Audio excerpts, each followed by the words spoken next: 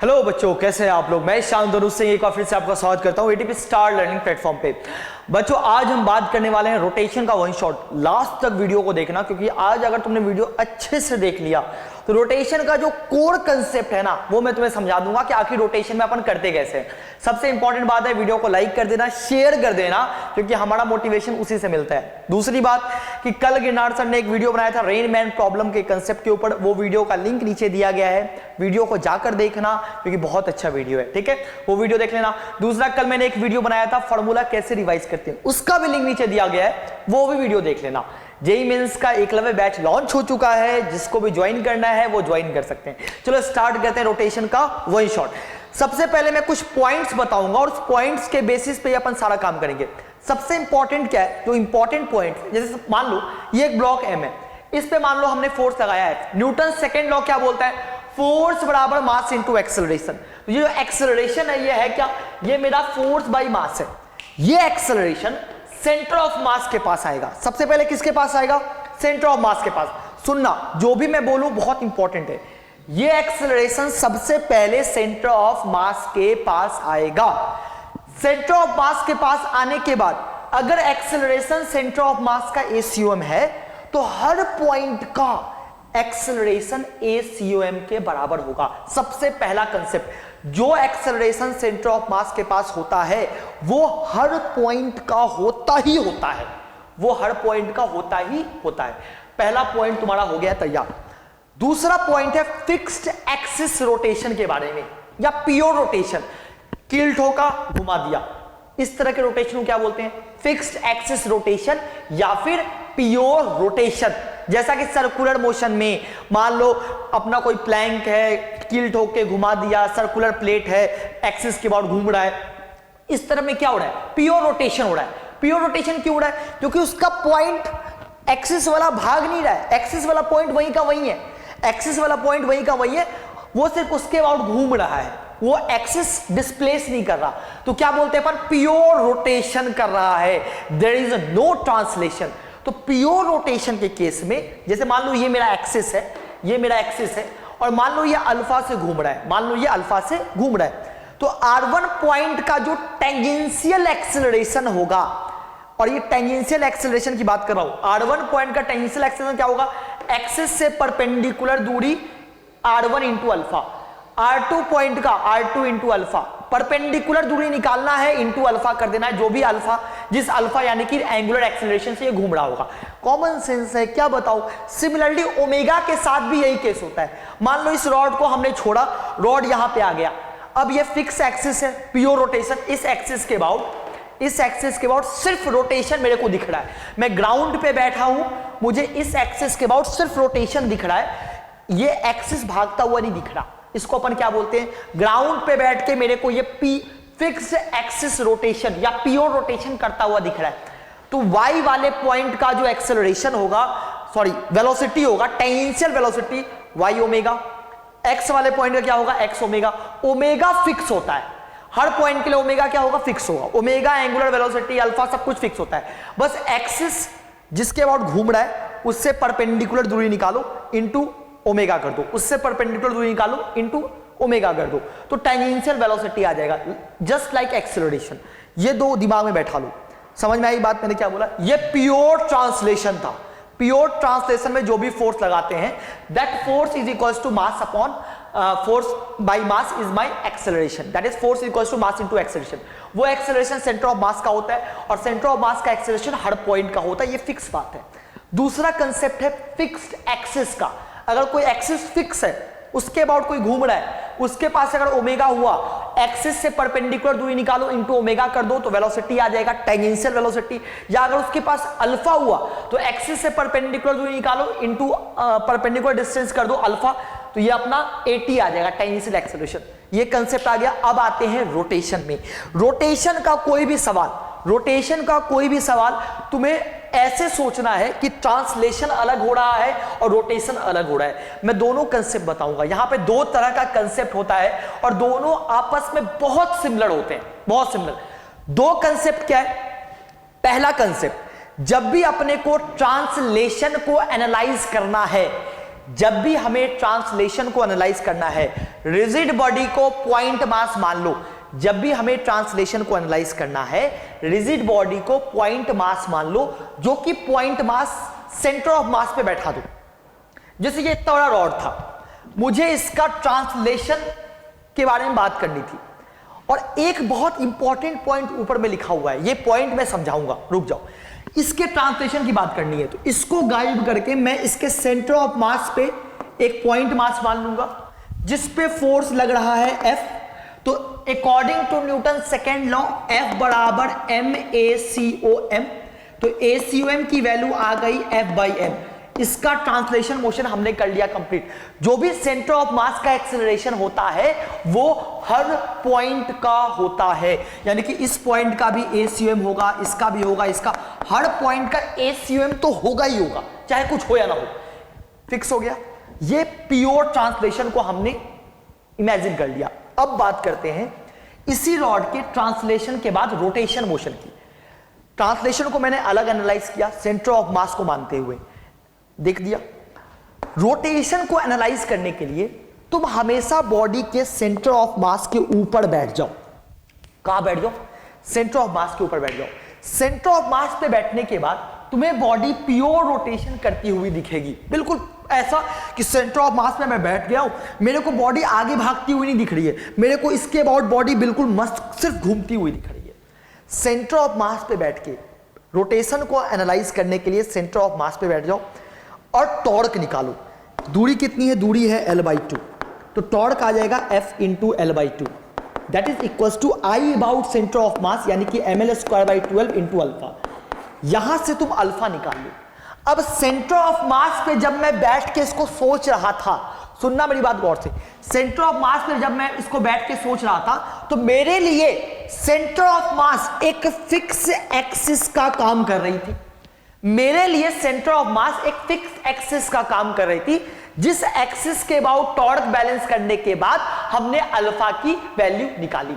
अब अल्फा से घूम रहा है इस एक्सिस के अबाउट, तो इस पॉइंट का acceleration due to rotation L/2 alpha, पीछे की तरफ L/2 अल्फा। इस पॉइंट मान लो ये x दूरी पे है तो x अल्फा, ये मान लो y दूरी पे है तो y अल्फा। डायरेक्शन देखना, ये प्योर रोटेशन की बात हुई। अगर मैं इसको एक्सिस मानूं और रॉड को एक्सिस के बाद घुमाऊं, लेकिन ये दोनों साथ में हो रहा है, ये दोनों साथ में हो रहा है, साथ में हो रहा है, तो ACM तो है ही, साथ में घूमने की वजह से ये भी है। तो आगे की तरफ ACM आ गया, पीछे की तरफ L/2 अल्फा आ गया, आगे की तरफ L/2 अल्फा आ गया, साथ में ACM आ गया, तो प्लस क्या हो गया? ACM हो गया। सेंटर के पास सिर्फ ACM आया और कुछ भी नहीं आया। यानी कि तुम अगर गौर से देखो तो बॉटम पॉइंट का acceleration ACM plus L/2 alpha, top point का एक्सेलरेशन जो भी ज्यादा हो ACM माइनस L/2 अल्फा, तो ये नेट एक्सेलरेशन आया। ये जो तुम करोगे वेक्टर एडिशन, ये नेट होगा, एक ट्रांसलेशन की वजह से, एक रोटेशन की वजह से। रोटेशन को एनालाइज करने के लिए हमें जब कुछ भी ना पता चले तो सेंटर ऑफ मास पे बैठ जाओ और एनालाइज कर लो। ये फिक्स एक्सिस हो गई, L/2 अल्फा, जो भी अल्फा अल्फा निकाल लिया 80, और बाद में इसको इसके साथ कंबाइन कर दो। यही होता है पूरे रोटेशन में। रोटेशन पार्ट को एनालाइज करने का तरीका बेस्ट क्या है? सेंटर ऑफ मास पे बैठ के एनालाइज कर लेना, काम हो जाता है। और ट्रांसलेशन के लिए ग्राउंड पे बैठो, रोटेशन भूल जाओ, हाँ F लग रहा है तो ACM बराबर F/m, आई बात समझ में।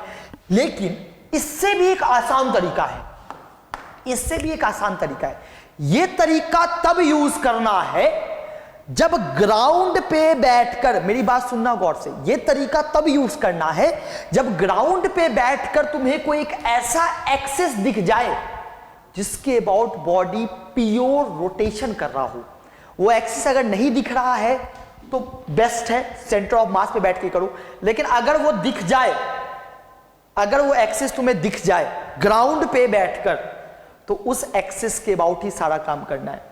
आज उसकी बात करते हैं। देखो ये सवाल देखना, एक एक्सिस फिक्स है, मेरे को दिख गया कि ये रॉड पे जब मैं फोर्स F लगा रहा हूं तो इस एक्सिस के अबाउट ये प्योरली घूम रहा है, ये मेरे को दिख गया कि ये वो एक्सिस है ग्राउंड फ्रेम में जिसके अबाउट बॉडी प्योर रोटेशन कर रहा है। You find axis where body is doing pure rotation in ground frame. इस वाले में प्रॉब्लम क्या था, प्योर रोटेशन को एनालाइज करने के लिए अपने को सेंटर ऑफ मास पे बैठना पड़ा। इस वाले में प्योर रोटेशन को एनालाइज करने के लिए अपने को सेंटर ऑफ मास पे बैठना पड़ा, क्योंकि अपने को ऐसा कोई एक्सिस दिख ही नहीं रहा था ग्राउंड फ्रेम में जिसके अबाउट बॉडी प्योर रोटेशन कर रही थी। तो इसीलिए रोटेशन पार्ट को एनालाइज करने के लिए मैं सेंटर ऑफ मास पे बैठ गया। बट अगर गलती से तुम्हें ऐसा कोई एक्सिस दिख जाए ग्राउंड फ्रेम में जिसके अबाउट बॉडी प्योर रोटेशन कर रहा है, जिसको अपन बोलते हैं फिक्स एक्सिस रोटेशन, तो वो काम और आसान कर देता है। लेकिन क्या सर इस मेथड से अगर इसको करेंगे तो गलत हो जाएगा? गलत नहीं होगा, स्टेप बढ़ जाएगा। और इसको मैं दोनों मेथड से करता हूं, एक तो कन्वेंशनल मेथड और दूसरा एक डिफरेंट मेथड। ये समझ डाला तो रोटेशन झिंगा डाला। देखो दिखाता हूं। Method number 1 conventional method. मेरे को कुछ भी नहीं पता, मैंने बोला इस रॉड पे F फोर्स लगा रहे हैं, तुमने बोला हाँ सर लगा रहे हैं। मैंने बोला यहां हिंज है, तो हिंज क्या लगाएगा सर? नॉर्मल फोर्स लगाएगा। नॉर्मल फोर्स की डायरेक्शन पता है? नहीं पता है। मान लेते हैं ऊपर की तरफ Ny, इधर की तरफ Nx, कहीं भी मान लो, फर्क नहीं पड़ता, एक एलोंग एक परपेंडिकुलर। अच्छा, सेंटर ऑफ मास का एक्सीलरेशन को मान लो बच्चे ACOM। क्या मान लो? ACOM। ठीक है, सेंटर ऑफ मास पक्का इधर ही जाएगा? हाँ सर इधर ही जाएगा। अगर सेंटर ऑफ मास का एक्सेलरेशन इधर है तो Ny थोड़ी होगा, Ny होता तो ऊपर की तरफ भी एक्सेलरेशन होता। हाँ, Ny नहीं होगा, यानी कि सिर्फ Nx होगा। ठीक है, अब ट्रांसलेशन की बात करते हैं। मैंने रोटेशन नहीं पढ़ा है। दो फोर्स, एक इधर एक बाहर, एक्सेलरेशन इधर, F net, F minus Nx बराबर m इंटू ACOM। ये मैंने एनालाइज करके ACOM की वैल्यू निकाल ली। Nx की वैल्यू अपने को नहीं पता है, मान लो तुमने ACOM निकाल लिया। ACOM निकाल लिया। मेथड नंबर 1, हर पॉइंट का एक्सेलरेशन ACOM के बराबर होगा, ACOM के बराबर होगा। फाइन, चलो अब बात करते हैं रोटेशन की। हमने रोटेशन भी पढ़ा, हमने कहा दो फोर्स है। मेरे को नहीं पता रोटेशन कैसे एनालाइज करते हैं, लेकिन मेरे को पता है कि सेंटर पे अगर मैं बैठ जाऊं तो बॉडी प्योर रोटेशन करती हुई दिखेगी। हम तुरंत में कूद के बैठ गए सेंटर पे। एक फोर्स इधर F लगा, पीछे की तरफ NX लगा, टॉर्क दोनों का सेम सेंस में घुमा रहा है, तो F plus NX into L/2। Centre से दूरी कितनी है बाबू? L/2 है। कितनी है? L/2 है। रॉड का मोमेंट ऑफ इनर्शिया कितना होता है सेंटर के अबाउट? ये होता है mL²/12 into alpha. Done sir, लेकिन आप यहां से ना तो अल्फा निकाल सकते हो, ना NX निकाल सकते हो, ना ACM निकाल सकते हो। क्यों बाबू? क्योंकि सर ऐसा है कि अननोन 3 है, लेकिन आपके पास इक्वेशन 2 बना है। यानी कि यार ये मेथड फ्लॉप कर गया क्या? मेथड कभी फ्लॉप नहीं कर सकता। अब एक कंस्ट्रेन इक्वेशन है जो तुम्हें दिख नहीं रहा है, अब मैं बताता हूं। अब दोनों को कंबाइन कर दो, गौर से देखना। सेंटर ऑफ मास का एक्सेलरेशन तो हर एक के पास है, अल्फा से घूम रहा है सेंटर के अबाउट, तो एक टेंजेंशियल L/2 अल्फा भी तो है, एक टेंजेंशियल इधर की तरफ L/2 अल्फा भी तो है। लेकिन टॉप पॉइंट का net acceleration L/2 alpha minus ACM होगा, अगर मान लो L/2 अल्फा ज्यादा है तो। लेकिन सर टॉप पॉइंट तो हिंज है, ग्राउंड फ्रेम से टॉप पॉइंट का तो एक्सेलरेशन ही 0 है, तो ये टर्म बराबर 0, क्योंकि टॉप पॉइंट तो हिंज है ना भाई, तो टॉप पॉइंट थोड़ी हिल रहा है, तो उसका एक्सेलरेशन 0 होगा। यानी कि L/2 अल्फा की वैल्यू ACOM के बराबर आई।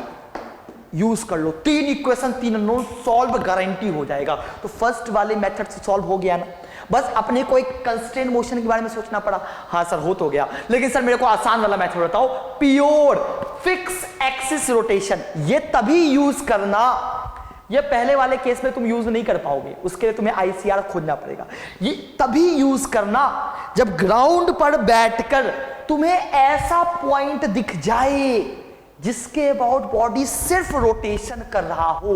कहां पर बैठकर? ग्राउंड पे। वहां पे ऐसा पॉइंट नहीं था, ग्राउंड पे बैठ के ये मेरे को ऐसे भागता हुआ दिखेगा, ऐसे ये भाग रहा है।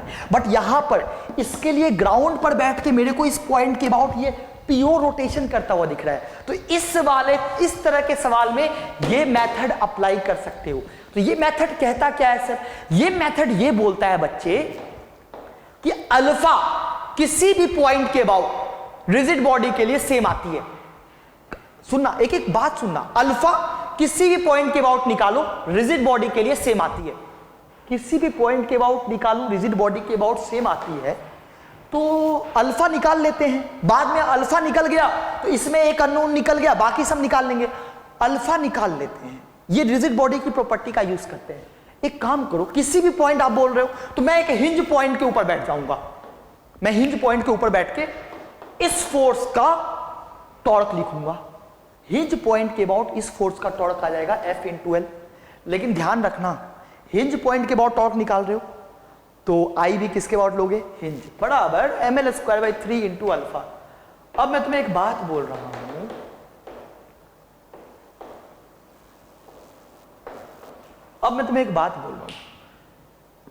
अल्फा की वैल्यू आ गई 3F/ml। अगर मेरा कैलकुलेशन सब कुछ बिंदास है तो ये अल्फा और ये वाला अल्फा दोनों कंपेयर करना, ये अल्फा और ये अल्फा दोनों तुम कंपेयर करना, सेम आएगा। निकाल लूं क्या? ACM को लिखता हूं मैं L/2 अल्फा। देखना तुम, ACM को लिखता हूं मैं L/2 अल्फा। दोनों को जोड़ता हूं और एक L/2 से एक L/2 काटो, ये 6 बार में कट गया, ये L में कट गया, ठीक है। दोनों को जैसे मैंने जोड़ा, NX कट गया, यानी कि 2 टाइम्स F बराबर 1/6 + 1/2 कितना होगा, 4/4। 1/6 + 1/2 कितना होगा यार, ये बड़ा कंफ्यूजिंग है। 1/6 + 1/2 बचपन में किया करते थे, 1 + 3 4/6। वाह, 4/6 6/ml अल्फा, सही है ना। 2 से 2 में काट दो, 2 × 6 3F/ml बराबर अल्फा। दोनों में अल्फा सेम है, रिजिड बॉडी की प्रॉपर्टी होती है। तो हम क्या करेंगे, इस एक्सिस के अबाउट टॉर्क, सबसे फायदा पता है क्या है, इस एक्सिस के अबाउट टॉर्क लिखने की वजह से जो नॉर्मल यहां से पास हो रहा है ना, इसका टॉर्क ही 0 हो जाएगा। तो नॉर्मल का तो कोई झंझट ही नहीं। एक बार अल्फा निकल गया तो सेंटर ऑफ मास का एक्सेलरेशन में निकल गया। वो कैसे, इस पॉइंट के बाद बॉडी प्योर रोटेशन कर रहा है। हाँ सर कर रहा है। अभी मैंने जब स्टार्टिंग में तुम्हें बताया था कि जब भी किसी फिक्स एक्सिस के बाद बॉडी प्योर रोटेशन कर रही होती है, उस एक्सिस से दूरी निकालो, वही उसका टेंजेंशियल एक्सेलरेशन होता है। तो इस एक्सिस से सेंटर ऑफ मास की दूरी L/2 है, अरे है ना L/2, तो L/2 है, तो सेंटर ऑफ मास का एक्सेलरेशन आ गया L/2 × अल्फा। लो, ACM भी निकाल दिए, अल्फा भी निकाल दिए। अब अपने को NX NY निकालना है, तो उसके लिए फिर यहां पे पहुंच जाएंगे, FBD बनाएंगे, NX NY की वैल्यू निकल जाएगी, क्योंकि अपने को ACM पता है तो NX की वैल्यू आ जाएगी। लेकिन सोचो कितना प्यारा मेथड है। अगर मेरे को एक ऐसा पॉइंट मिल जाए जिसके बाद बॉडी प्योर रोटेशन कर रहा हो, तो कितना सिंपली अल्फा निकाल लेंगे। एक बार अल्फा आ गया, वो बॉडी प्योर रोटेशन कर रहा है ग्राउंड फ्रेम में, सेंटर ऑफ मास का एक्सेलरेशन आ जाएगा। सेंटर ऑफ मास का एक्सेलरेशन आ गया तो NX NY की वैल्यू आ जाएगी। अगर कुछ भी समझ में ना आए तो फिर मेथड नंबर 1 पे चले जाना। रोटेशन को एनालाइज करने के लिए सेंटर ऑफ मास पे बैठ जाना, ट्रांसलेशन को एनालाइज करने के लिए ग्राउंड पे आ जाना, काम कर लेना, बन जाएगा सवाल। सेम होता है एनर्जी के केस में भी, यही 2 मेथड एप्लीकेबल होता है in case of energy. In case of energy, rotation में जो एनर्जी होता है वो क्या होता है, वो होता है if you do not find an axis in the ground frame about which body is doing pure rotation। अगर तुम कोई एक्सिस अब मिलता ही नहीं है, या अपने को तो मिल ही रहा किसके अबाउट ये प्योर रोटेशन करा ग्राउंड पे बैठ के, तो काइनेटिक एनर्जी डिफाइंड होता है 12 mv/c² सेंटर ऑफ मास के वेलोसिटी का square plus 12 I about centre, क्योंकि रोटेशन को एनालाइज करने के लिए तुम कहां बैठते थे, रोटेशन को एनालाइज करने के लिए हम सेंटर ऑफ मास पे बैठते थे। तो 12 I about centre of mass into ω²। आई बात समझ में। And if you find that axis, अगर तुम्हें वो एक्सिस मिल जाए तो 12 I about that axis into ω², क्योंकि दोनों ओमेगा सेम ही होगा। दोनों जैसे कि दोनों अल्फा सेम आया ना, वो ओमेगा भी सेम आएगा। बस इसके अबाउट बॉडी, उस एक्सिस के अबाउट बॉडी सिर्फ रोटेशन कर रहा है, तो सिर्फ रोटेशनल काइनेटिक एनर्जी होगी ना, 12 I अबाउट एक्सिस इनटू ω²। क्या यार, एग्जांपल देखो, मैंने बोला एक रॉड को हमने छोड़ा, मास m है, लेंथ l है। मैंने बोला इस रॉड की काइनेटिक एनर्जी बताओ, सेंटर ऑफ मास इस रॉड का। अच्छा, तुम्हें फिक्स्ड एक्सिस दिख रहा है क्या? हम, मेरे को तो दिख रहा है, अब तुम्हें दिख न रहा हो, लेकिन हम इसको कन्वेंशनल मेथड से भी करेंगे और फिक्स, दोनों मेथड से करेंगे। कन्वेंशनल मेथड क्या बोलता है कि बाबू ऐसा हुआ कि ये रॉड यहां पर जब पहुंचा तो इसके सेंटर ऑफ मास के पास कुछ वेलोसिटी है v/c²। मैंने कहा होगा ही, और साथ में इसके पास सेंटर पे बैठ के ओमेगा भी है। मैंने बोला होगा ही। अगर ऐसा है तो इसकी जो काइनेटिक एनर्जी होगी, जरा बताओ क्या लिखोगे, 12 mv/c² plus 12 I about centre of mass ml² / 12 into ω²। सही है, अब लेकिन सर v और ओमेगा में कोई रिश्ता नहीं दिख रहा है मेरे को। मैंने कहा है, जरा गौर से देखो, सेंटर पे बैठ के एक्सिस के अबाउट इस पॉइंट का वेलोसिटी टेंजेंशियल वाला L/2 ओमेगा हो, लेकिन जो सेंटर ऑफ मास की वेलोसिटी है वो तो हर पॉइंट की वेलोसिटी होती है, यानी कि VCOM। लेकिन मेरे को क्या दिख रहा है ग्राउंड फ्रेम पे बैठ के, ये पॉइंट तो रेस्ट पे है, यानी कि कंस्ट्रेंट हमेशा ऐसा नहीं होगा। इस केस में ऐसा हो रहा है कि VCOM बराबर L/2 ओमेगा, यहां पे ट्रू है, ले यहां पर डाल दे L/2 ओमेगा। जैसे तुम डालोगे ना, जैसे तुम यहाँ L/2 ओमेगा डालोगे, काइनेटिक एनर्जी की वैल्यू आ जाएगी ½ mL²/3 ओमेगा स्क्वायर। तुम डाल के देखना, तुम ये डाल के ये यूज करके देखना। अब मैं तो गधा तो नहीं हूं, मेरे को दिख गया कि हाँ उस पॉइंट के अबाउट प्योर रोटेशन कर रहा है, मेरे को दिख गया कि इस पॉइंट के अबाउट प्योर रोटेशन कर रहा है, तो मैं डायरेक्टली यहां पर जो काइनेटिक एनर्जी की होगी ना, यहां पर जो काइनेटिक एनर्जी होगी ना, फिक्स्ड एक्सिस रोटेशन, डायरेक्टली मैं लिखूंगा काइनेटिक एनर्जी बराबर ½ I about that axis mL²/3 into omega square. काम खत्म, सीधी। और अपने को एनर्जी ओमेगा निकालना है, एनर्जी कंजर्वेशन सीखा है बचपन में, सेंटर ऑफ मास कितना नीचे डिस्प्लेस किया, L/2 डिस्प्लेस किया, बस ओमेगा निकालने के लिए mg L/2 displacement of centre of मास बराबर ½ I ओमेगा स्क्वायर। आई क्या लोगे गधा, mL²/3 लोगे, 3 क्यों, क्योंकि उससे ओमेगा निकल गया तो सेंटर ऑफ मास की वेलोसिटी निकल गई L/2 ओमेगा से, सब कुछ निकल गया। आई इधर आया, जा इधर कहा जाए। चलो नेक्स्ट पार्ट पे आते हैं। अब देखो बच्चों, हमने एक बेसिक रफ आइडिया रोटेशन का दिमाग में बैठा लिया। अब अपन रोटेशन पे क्या क्या पढ़ते हैं उनकी सारी बातें करने वाले हैं। मैं बता दूं कि यार देखो, रोटेशन बहुत बड़ा चैप्टर है, वन शॉट में पॉसिबल नहीं है कंप्लीट करवा पाना, इसलिए जो भी टॉपिक मैं तुम्हें यहां बता रहा हूं उसका एक बेसिक लिंक भी दिया गया है। जैसे रोलिंग के ऊपर मैं बता तो दूंगा, लेकिन रोलिंग डिटेल में एक 45 मिनट के वीडियो में दिया गया है, लिंक नीचे दिया हुआ है। इक्विलिब्रियम के ऊपर एक लिंक दिया हुआ है, मोमेंट ऑफ इनर्शिया के ऊपर एक लिंक दिया गया है, तो सारे लिंक पे वीडियो जाकर देख लेना, तो तुम्हें पूरी अच्छे से क्लियर हो जाएगा। बाकी मैं तुम्हें पूरा रफ दे देता हूं कि कैसे अपना काम चलता है। सबसे पहले अपन बात करते हैं रोटेशनल इक्विलिब्रियम। इक्विलिब्रियम मतलब क्या होता है? जब भी तुम्हें इक्विलिब्रियम की बात करेगा तो एफ नेट भी 0 होना चाहिए और टॉर्क नेट भी 0 होना चाहिए। ध्यान रखना, जब भी इक्विलिब्रियम की बात होगी तो इक्विलिब्रियम में दोनों पार्ट 0 होना चाहिए, एक्सटर्नल फोर्स भी 0 और एक्सटर्नल टॉर्क भी 0। अगर बॉडी इक्विलिब्रियम में है, मेरी बात सुनना गौर से, अगर बॉडी इक्विलिब्रियम में है, अगर बॉडी इक्विलिब्रियम में है तो टॉर्क किसी भी पॉइंट के अबाउट बैलेंस कर सकते हो।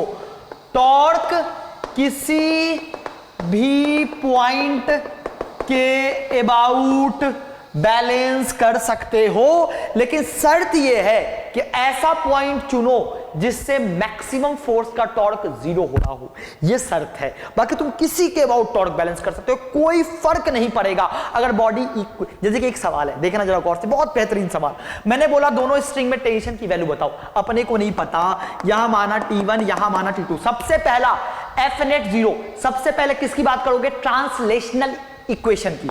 सेंटर पे लगा mg, तो क्या होगा? रेस्ट पे है T1 प्लस T2 बराबर mg। कंप्लीट हो गया, पहला हो गया डन। दूसरे की बात करते हैं। एक बात बताओ, ये पॉइंट है अपना, ये पॉइंट है सेंटर के अबाउट, इसका टॉर्क क्या होगा? ये ऐसे घुमाना चाह रहा है, ये ऐसे घुमाना चाह, इसका टॉर्क क्या होगा? T1 into L/2।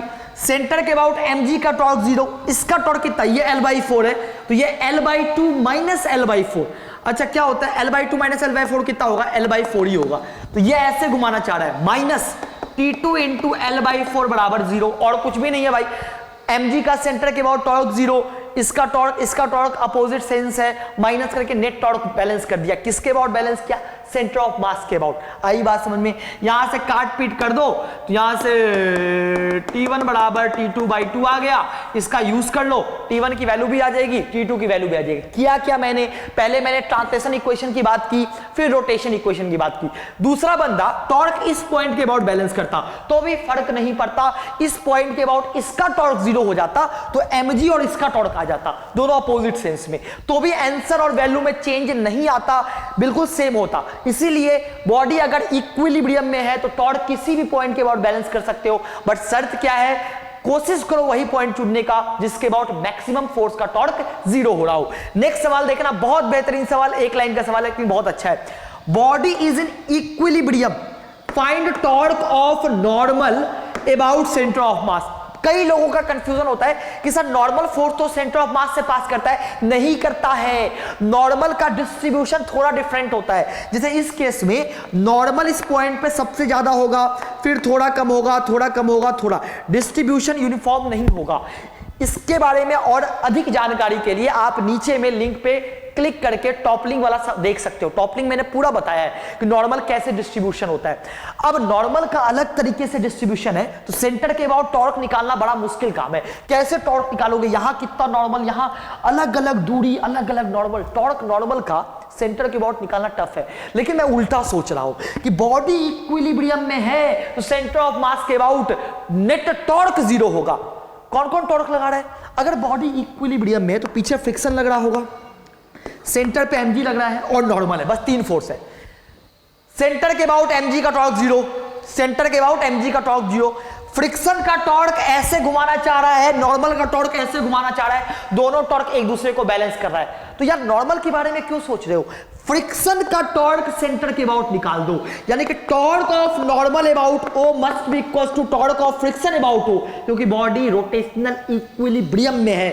और फ्रिक्शन का जो टॉर्क होगा वो होगा फ्रिक्शन इंटू परपेंडिकुलर दूरी, यानी कि F इंटू a/2। अब कई लोग फ्रिक्शन की वैल्यू mg cos थीटा ले लेंगे। गधे, म्यू mg cos थीटा कैसे होगा? बॉडी अगर इक्विलिब्रियम में है तो फ्रिक्शन यहां पर स्टैटिक एक्ट कर रहा होगा, और स्टैटिक फ्रिक्शन किसके बराबर होगा? स्टैटिक फ्रिक्शन मेरा mg sin थीटा के बराबर होगा, यानी कि mg sin theta into a/2 will be torque of normal about 2। समझ में आई बात कि नहीं आई? गलती से mg cos theta into a/2 मत कर देना, गलत हो जाएगा, क्योंकि अगर ये स्लिप कर रहा होता तो mg cos थीटा होता। समझ में आई बात? नेक्स्ट सवाल पे आते हैं कुछ। अच्छा हाँ, इसका जो बाकी का सवाल है टॉपलिंग भी रोटेशनल इक्विलिब्रियम में आता है। वो सवाल का लिंक नीचे दिया गया है, टॉपलिंग पूरा अच्छे से समझाया है, देख लेना। और रोटेशनल इक्विलिब्रियम के ऊपर भी एक वीडियो है, दोनों वीडियो देख लेना, बहुत अच्छे से बताया। नेक्स्ट आते हैं हिंज रिएक्शन। एक रॉड है, दूसरे टाइप का सवाल, प्रॉब्लम्स ऑन रॉड को हमने छोड़ा, रॉड यहां आया। अब मेरे को बोला कि भाई इस रॉड के ऊपर इस हिंज पॉइंट पे नॉर्मल रिएक्शन बताओ। मेरे को नहीं पता, लेकिन मेरे को फील आ रहा है fix axis rotation, fix axis. अभी बताया ना, एक एक्सिस मेरे को मिल गया ग्राउंड पे बैठ के, जिस एक्सिस के अबाउट प्योर रोटेशन हो रहा है। ठीक है, अब इसका मैं यूज करने वाला हूं। टॉर्क भी इसी एक्सिस के अबाउट बैलेंस करते हैं और अल्फा निकाल लेते हैं। मैंने क्या बोला? सेंटर पे लगा mg, कोई शक नहीं, कोई शक नहीं है। ये थीटा, ये 90 माइनस थीटा, तो ये 90 माइनस थीटा, तो ये एंगल हो गया थीटा। mg का ये वाला कंपोनेंट हो गया mg cos थीटा। देखना मेरा कैलकुलेशन हमेशा मिस्टेक होता है, इसलिए तुम देखना कि कोई कैलकुलेशन मिस्टेक ना हो। और ये mg cos थीटा, ये क्या आ गया? mg sin theta. mg sin theta का टॉर्क नहीं होगा, टॉर्क किसका होगा? टॉर्क जो होगा O पॉइंट के अबाउट, टॉर्क के अबाउट O बराबर, देखना mg cos theta into l/2 is equals to I about यहां से, यानी कि ml²/3 इसके अबाउट इंटू अल्फा। निकाल लिया टॉर्क का, अल्फा की वैल्यू आ गई, अल्फा की वैल्यू आ गई थीटा एंगल पे। अल्फा आ गया तो सेंटर ऑफ मास का एक्सेलरेशन आ गया। सेंटर ऑफ मास इधर की तरफ भाग रहा होगा टेंजेंशियली, तो 80 की वैल्यू आ गई l/2 अल्फा। हमारे पास क्या क्या मिल गया? हमें 80 मिल गया। अब दूसरी बात, जब रॉड यहां से यहां आया होगा तो इसके पास एक ओमेगा भी आ गया होगा। ओमेगा कैसे निकाले sir? Again energy conservation. Centre of मास कितना नीचे आया है सर? सेंटर ऑफ मास पहले यहां पे था, अब यहां पे है। अच्छा, ये लेंथ कितना है? l/2 है, तो ये कितना डिस्प्लेस किया? l/2 sin theta. तो सेंटर ऑफ मास का डिस्प्लेसमेंट है mg l/2 sin थीटा। ये हो गया पोटेंशियल एनर्जी में चेंज बराबर फिक्स एक्सिस के अबाउट। बताया है, तुरंत बताया है। आसान काम करो, गधों वाला काम मत करो। ml²/3 into half I omega square. बाकी तुम कैलकुलेशन देख लेना, हो सकता है मिसप्रिंट हो जाए, कुछ हो जाए। ओमेगा की वैल्यू आ गई। हमें क्या क्या मिल गया? हमें ओमेगा मिल गया, हमें 80 मिल गया। अब वापस हिंज पॉइंट का रिएक्शन निकालने के लिए मेरे को प्रॉपर एबिलिटी बनानी पड़ेगी ग्राउंड पे बैठ के। ग्राउंड पे बैठा मैंने बोला हिंज पॉइंट पे किधर फोर्स लग रहा है मेरे को नहीं पता। मान लेते हैं कि नॉर्मल कहीं भी लगना हो, उसका 2 कंपोनेंट होगा, एक कंपोनेंट इसके परपेंडिकुलर और एक इसके अलोंग। एक को nx बोल दिया, एक को ny बोल दिया। कई बच्चों का सवाल होता है कि सर आपने ny नीचे क्यों माना? अरे गधे तू ny ऊपर मान ले, चल जा मान ले ऊपर, कोई फर्क नहीं पड़ता है। कई बच्चों का सवाल होगा सर nx ऊपर क्यों माना? nx आपको नीचे भी मानना चाहिए था। अगर तुम nx नीचे मानते हो, अभी तुम्हें पता चलेगा कि मैंने nx ऊपर क्यों माना। एक बात बताओ, इसका टेंजेंशियल एक्सेलरेशन 80 है और इधर की तरफ एक फोर्स लग रहा है mg cos थीटा और नीचे की तरफ फोर्स लग रहा है mg sin थीटा और साथ में इसके पास ओमेगा है। अगर इसके पास यहां पे ओमेगा है तो सेंटर के पास एक सेंट्रीपिटल एक्सेलरेशन है ओमेगा² l/2। क्या है? सेंट्रीपिटल एक्सेलरेशन है omega square L by T. अब सुनना मेरी बात गौर से, ऊपर nx नीचे mg साइन थीटा, क्या होगा? nx minus mg sine theta. y वाले को अलग बैलेंस करो, x वाले को, ट्रांसलेशन इक्वेशन, y को अलग x को अलग, nx minus mg sine theta is equal to m omega square L by two AC के बराबर कर दिया। अगर तुमने nx नीचे लिया होता तो omega square L by to कौन देता? गधा, इसलिए nx को ऊपर लेना पड़ा। अब ny नीचे लो ऊपर लो फर्क नहीं पड़ता, आंसर खुद ब खुद निगेटिव आ जाएगा। अब हमने ऐसे माना, अब इक्वेशन क्या बनाएंगे? nx plus mg cos theta is equal to m80 बोले तो एल बाई टू अल्फा, निकाल लिया, डाल दिया, nx की वैल्यू आ गई, ny की वैल्यू आ गई, तो net normal reaction under root of nx square plus ny square. इस तरह का सवाल आता है रॉड में, बिल्कुल फिक्स्ड एक्सिस रोटेशन, इतना काम का चीज है पूछो ही मत, इसलिए IC instantaneous axis of rotation अपन पढ़ते हैं, इसी के लिए सवाल आसान कर देता है। ग्राउंड से बनाओगे तो लंबा चौड़ा इक्वेशन, एक दो इक्वेशन एक्स्ट्रा आ जाएगा, बस बात इतनी सी है। बाकी तुम कर सकते हो, सेंटर में बैठ के रोटेशन को देख लो, कर सकते हो, बिल्कुल कर सकते हो, बट वो लंबा पड़ेगा यार। यहां से करो ना, कितना सिंपल लगता है ये सवाल। देखना, रोलिंग की बात करते हैं, किसकी बात करते हैं? रोलिंग की। रोलिंग के लिए एक बहुत प्यारा सा वीडियो लिंक में दिया गया है जो मैंने खुद बनाया है, लेकिन रोलिंग में तुम्हें एक बेसिक दे देता हूं कि रोलिंग देखते कैसे हैं। रोलिंग का मतलब क्या होता है? जो बॉटम पॉइंट है इन दोनों के बीच में रिलेटिव मोशन ना हो, क्या ना हो? रिलेटिव मोशन ना हो, या तो रिलेटिव एक्सेलरेशन जीरो दोनों पॉइंट का, या रिलेटिव वेलोसिटी जीरो। ये बहुत इंपॉर्टेंट है, इन दो पॉइंट का रिलेटिव वेलोसिटी। अगर ये पॉइंट ग्राउंड पे है तो मान लो, मैंने बोला सेंटर के पास वेलोसिटी v मान लो, और ये ओमेगा से घूम रहा है, तो बॉटम पॉइंट ऑफ रिंग के पास आगे की तरफ v, जो सेंटर ऑफ मास की वेलोसिटी होती है वो हर पॉइंट की होती है, पीछे की तरफ कितना है? r omega. तो नेट वेलोसिटी आगे की तरफ कितनी आ गई? नेट आ गई v माइनस r ओमेगा। ये वेलोसिटी, अगर इन दोनों के बीच में रिलेटिव मोशन नहीं चाहिए अपने को, इन दोनों के बीच में रिलेटिव मोशन नहीं चाहिए, ग्राउंड रेस्ट पे है तो इसको भी रेस्ट पे आना पड़ेगा, तभी वो कंडीशन प्योर रोलिंग की सेटिस्फाई करेगी। This is equal to 0, v बराबर r ओमेगा। कंफ्यूजन होता है ना। एक सवाल और देखो, प्यारा सा सवाल, प्यारा सा सवाल। मैंने बोला मेरे पास दो प्लैंक है, बीच में चक्का जो जिसकी वेलोसिटी vcm है, ऊपर में v1 नीचे में v2। मैंने बोला चक्का ओमेगा से घूम भी रहा है, कहीं भी स्लिपिंग नहीं हो रही है, ऊपर भी नहीं नीचे भी नहीं। अब मेरे को बताओ कि प्योर रोलिंग की कंडीशन क्या होगी, नो स्लिपिंग की कंडीशन क्या होगी, तीनों के बीच में रिश्ता क्या होगा। देखना मैं कैसे बात करता हूं, सुनो। ये प्लैंक का ये बॉटम हिस्सा कितनी वेलोसिटी है? v1। लेकिन अगर मैं चक्के की बात करूं तो चक्का टॉप जो vcm होगा वो सबका होगा, और ओमेगा से घूम रहा है तो एक r ओमेगा और आ गया। तो अगर चक्के के टॉप पॉइंट के पास ये वेलोसिटी है और इस प्लैंक के टॉप पॉइंट के पास v1 है, प्योर रोलिंग का मतलब क्या होता है? दोनों पॉइंट के बीच में स्लीपिंग नहीं होनी चाहिए, मतलब दोनों पॉइंट की वेलोसिटी सेम होनी चाहिए। यही कंफ्यूजन होता है, कई लोग यहां पर भी कर देते हैं, गलत करते हैं। क्या करना है?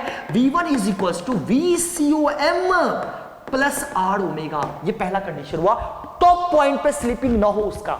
अब बॉटम पॉइंट की बात करते हैं। बॉटम पॉइंट पे आगे v पीछे r ओमेगा, लेकिन बॉटम पॉइंट पे जो प्लैंक है वो v2 से जा रहा है, इन दो के बीच में स्लीपिंग नहीं हो, यानी कि v2 is equals to vcom minus r omega. यार ये होगा कंडीशन, ध्यान से सुनना।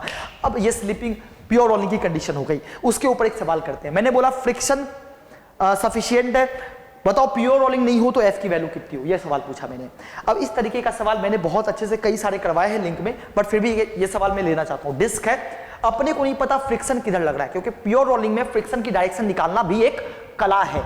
सबसे पहले क्या करो, एज्यूम कर लो, एज्यूम फ्रिक्शन की वैल्यू 0, एज्यूम कर लो, फ्रिक्शन लग ही नहीं रहा है। सेंटर के अबाउट बैठ के मैं टॉर्क की बात करता हूं, तो सेंटर के अबाउट f का टॉर्क कितना होगा? नॉर्मल mg का टॉर्क 0, f का टॉर्क होगा f इंटू r बराबर mr square by 2 into alpha.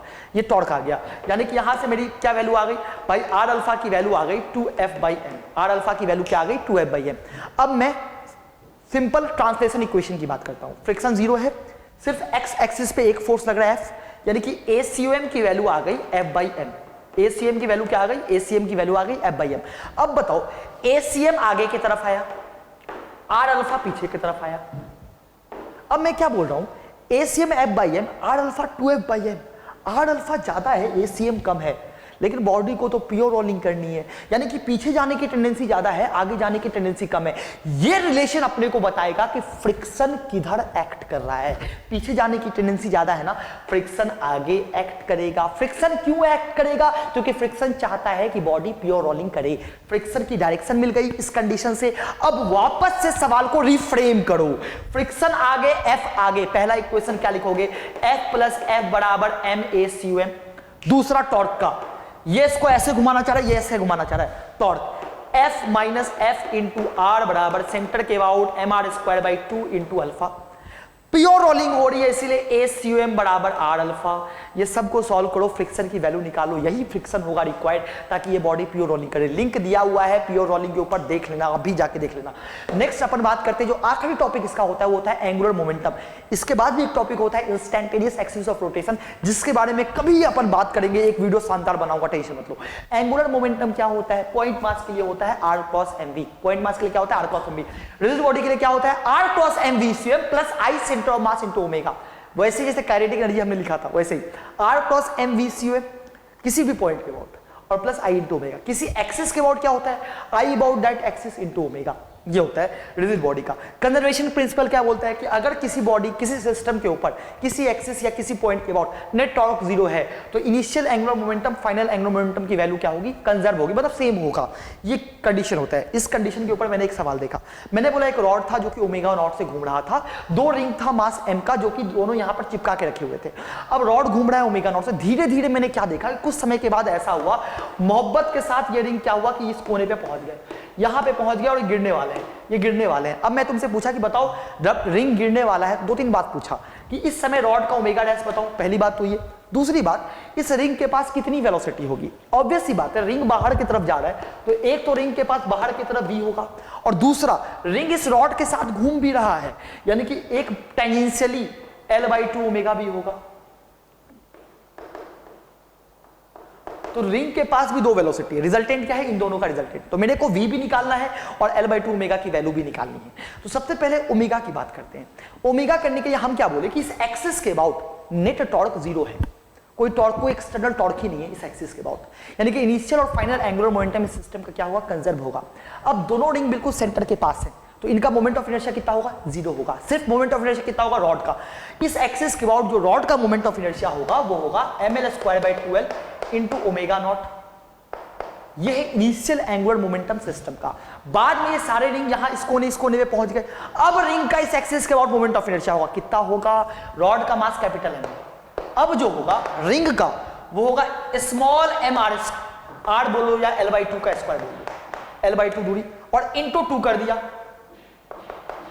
Into 2 कर दिया। 2 से मल्टीप्लाई क्यों किया? क्योंकि दो रिंग है, mr² इंटू 2, 2 आ गया दोनों रिंग का। और रॉड का भी मोमेंट ऑफ इनर्शिया है प्लस mL²/2L, और जब ये यहां पहुंचा तो ओमेगा डैश हो गया। इसको बोलते हैं एंगुलर मोमेंटम कंजर्वेशन। से कई सारे सवाल होते हैं एंगुलर मोमेंटम कंजर्वेशन के ऊपर जो तुम देख सकते हो। ये हो गया एंगुलर मोमेंटम कंजर्व, यहां से ओमेगा डैश की वैल्यू आ जाएगी। बट ओमेगा डैश से काम नहीं चलेगा बबुआ, अपने को v भी निकालना है। v कैसे निकाले सर?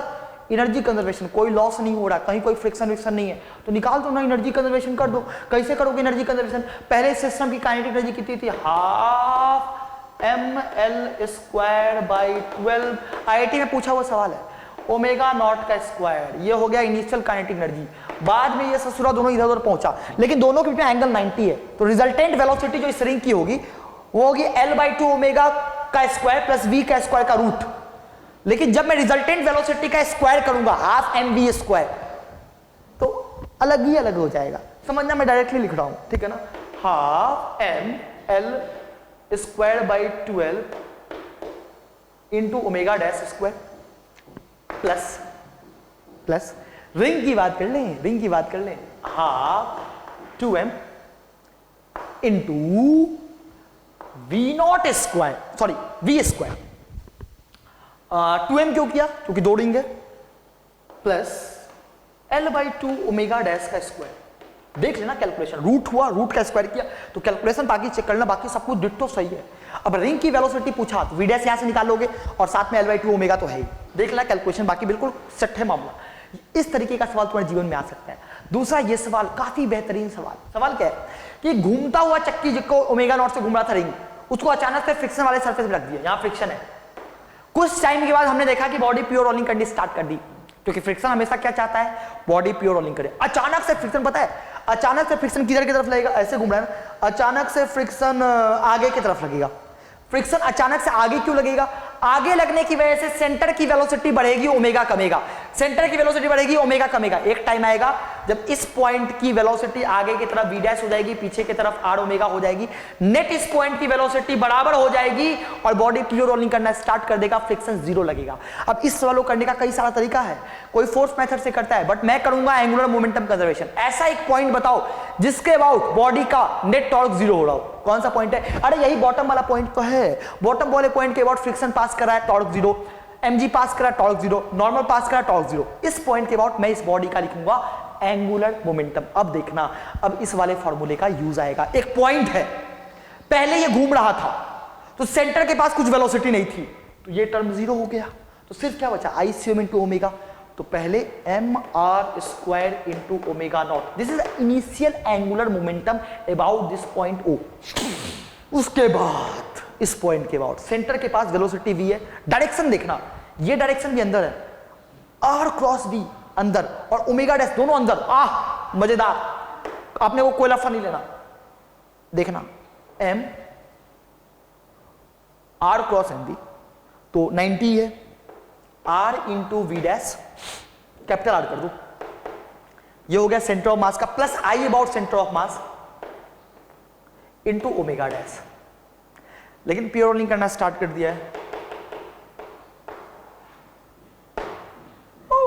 सही है ना, हाँ सही है। बाकी कैलकुलेशन देख लेना, ऐसे करना है। सेंटर की वेलोसिटी थी, पॉइंट परपेंडिकुलर हुई, अपने को पता था r, तो r cross mv plus I about centre of mass into omega dash, और दोनों प्योर रोलिंग करना स्टार्ट करिए। इस तरीके का सवाल एंगुलर मोमेंटम के ऊपर आता है।